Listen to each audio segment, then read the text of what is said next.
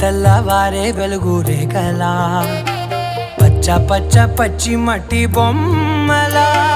అల్లి బిల్లి వెన్న పాల నురగలా అచ్చ తెలుగు ఇంటి పూల కొమ్మలా దేవదేవుడే పంపగా ఇలా దేవతే మా ఇంట అడుగే పెట్టెనంట బ్రహ్మ కళ్ళలో కాంతులే